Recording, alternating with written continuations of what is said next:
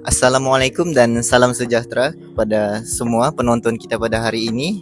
Selamat datang ke siri 3 Sembang Secawan Podcast pada hari ini yang akan membincangkan tokoh dan karya besar dalam dunia kesusastraan tanah air kita. Jadi pada hari ini kita akan menyoroti sumbangan seorang tokoh wanita yang cukup unggul, iaitu sastrawan negara Malaysia, iaitu Dato' Dr. Zurina Hassan.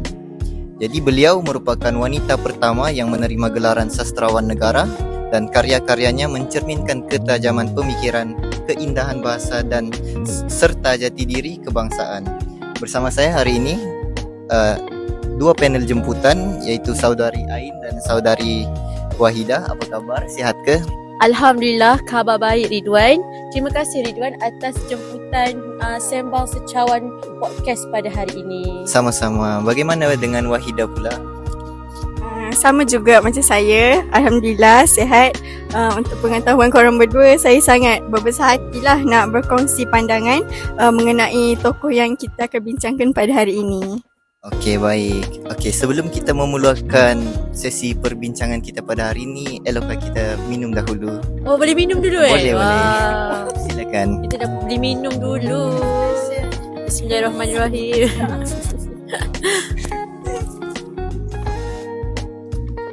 Okey, baik. Marilah kita mulakan dengan aspek pertama, iaitu isi dan pemikiran dalam karya-karya Dato' Dr. Zurina Hassan. Ain, boleh kongsikan tak sedikit? Terima kasih Ridwan. Sudah tentu saya boleh kongsikan isi dan pemikiran dalam karya-karya Dato' Zurina Hassan. Okey, untuk pengetahuan Ridwan dan Wahidah, karya awal Dato' Zurina Hassan seperti dalam puisi Sesayup Jalan banyak menampilkan tema ketidakseimbangan gender, perjuangan wanita dan konflik emosi dalam masyarakat pasca kolonial. Beliau memberikan suara kepada wanita yang seringkali terpinggir dan menyuarakan keperluan untuk keadilan sosial dan kesedaran diri.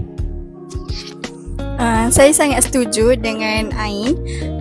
Walaupun demikian, dalam karya yang lebih matang seperti Ke Laut dan Menjejak Arus, beliau telah membawa dimensi falsafah dan kerohanian yang mendalam. Beliau menyentuh persoalan takdir, ketuhanan serta pencarian makna hidup. Ini menyebabkan puisinya bukan sahaja refleksi peribadi tetapi juga cerminan kepada kerohanian masyarakat. Okey, baik. Okey.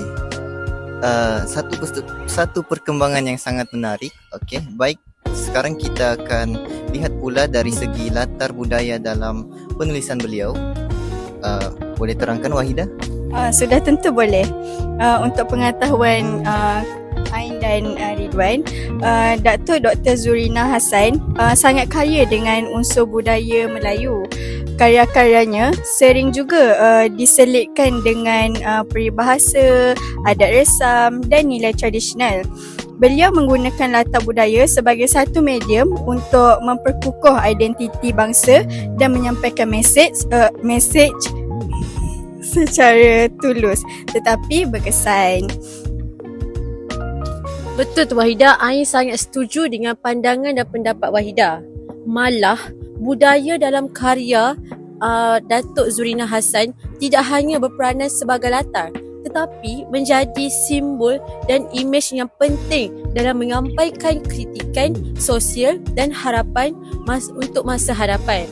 Ini menjadikan penulisan Dato' Zurina Hassan sangat bernilai dari sudut warisan dan pendidikan.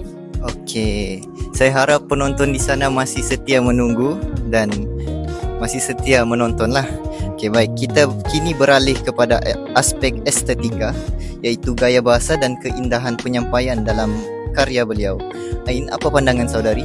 Okey, pada pandangan saya, Dato' Dr. Zurina Hassan ni menggunakan bahasa yang sangat puitis dan berseni.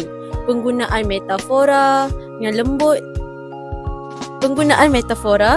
simbolisme dan permainan bunyi menjadikan puisinya indah untuk dibaca dan untuk dideklamasikan dideklamasikannya. Ritma dan struktur puisinya juga sangat teratur dan memberikan kesan emosi yang mendalam. Untuk pengetahuan Wahidah dan Ridwan, Ain memang sangat suka puisi-puisi yang dihasilkan oleh Datuk Zurina Hassan ni sebabkan aspek-aspek penggunaan bahasanya tu. Kadang bila kita dengar orang yang menyampaikan puisi oleh Datuk Zurina Hassan ni, kita boleh feel dia punya dari hati tu, cara penyampaian dia sebabkan penggunaan bahasa yang disampaikan tu. Okay, Wahidah pula, apa pandangan Wahidah? Saya sangat setuju dengan Ain tu dan saya pun sebenarnya sangat tertarik dengan cara beliau menyampaikan isu-isu kompleks melalui gaya yang lembut tetapi menyentuh tu. Macam Ain cakap tadi lah, walaupun kita penyampai tu berbeza, tak semestinya Datuk Dr. Zurina Hassan yang membaca puisi tu. Tapi walaupun bukan dia, tapi orang lain pun kita tetap menyentuh hati kita. Macam tu lah kan. Untuk pengetahuan Ain dengan Ridwan, beliau tidak perlu bersuara lantang pun dalam puisi dia. Sebab apa? Sebab bahasa dalam puisi tu sendiri sudah cukup kuat untuk meninggalkan impak kepada pendengar. Macam kita lah kan, kadang-kadang boleh menangis dengan puisi, betul kan? Okey, baik. Terima kasih atas penjelasan tersebut. Okey, dari penjelasan tersebut kita dapat lihat Datuk Dr. Zurina Hassan ni sebenarnya dalam penyampaiannya dalam penyampaian puisinya sangat bermakna kepada masyarakat. Okey, jadi aspek terakhir yang ingin kita sentuh ialah cara penyebaran karya Datuk Dr. Zurina Hassan ni kepada masyarakat. Boleh terangkan? Baiklah. Untuk pengetahuan semua, Datuk Dr. Zurina Hassan ni tidak hanya terhad kepada penerbitan buku sahaja. Beliau aktif menyebarkan karya melalui deklamasi puisi, forum budaya, seminar serta penyertaan dalam program kesusasteraan peringkat antarabangsa. Beliau juga bijak memanfaatkan media, arus perdana dan digital terhadap untuk memastikan karya beliau disampaikan kepada pelbagai lapisan masyarakat. Macam mana dengan Ain pula ya? Okay, terima kasih kepada Wahidah. Nak tak nak je dia bagi mic tadi. So, nak ambil ke tak nak ni kan? Okay. Untuk pengetahuan Ridwan, Wahidah dan rakan-rakan sekalian, kita boleh nampak dekat sini yang Datuk Zurina Hassan ni, beliau telah membuktikan bahawa sastra ni boleh berkembang selari dengan zaman sekarang. Tidak ketinggalan, bahkan mampu memimpin masyarakat kita kepada kefahaman yang lebih dalam terhadap nilai dan kehidupan.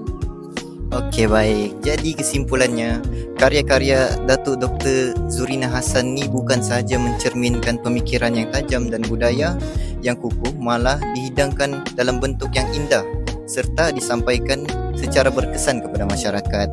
Okey, terima kasih kepada panel jemputan kita, Saudari Ain dan Saudari Wahidah, atas perkongsian yang sangat bermakna kepada penonton di luar sana. Terima kasih kepada host kita pada hari ini, Ridwan, kerana sudi menjemput saya. Terima kasih juga kepada Ridwan dan Ain kerana sanggup meluangkan masa untuk siri kita pada kali ini. Okey, baik. Okey, kita kira itu sahaja perbincangan dalam Sembang Secawan pada hari ini. Kita jumpa lagi dalam episod akan datang. Sastra kita teruskan menyokong sastra tempatan dan jangan lupa, seni adalah suara jiwa bangsa. Assalamualaikum dan salam sejahtera.